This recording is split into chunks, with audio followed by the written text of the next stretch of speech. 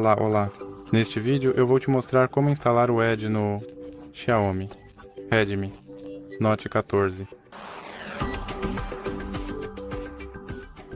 Então você deve começar abrindo a sua loja de aplicativos, depois clique na barra de pesquisa e digite Edge. Agora clique em pesquisar e depois selecione o navegador Edge e clique em instalar.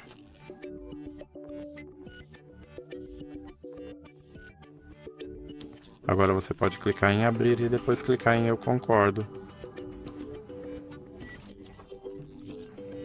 Agora clique em não agora e aqui você pode fazer login para sincronizar seus dados ou pode clicar em não agora e agora você precisa confirmar suas configurações de dados e privacidade. Então você pode decidir se quer as notificações deste aplicativo ou não. E como você pode ver, meu aplicativo está instalado e pronto para uso. Então, isso para este vídeo. Se você gostou, por favor, lembre-se de deixar um like e se inscrever.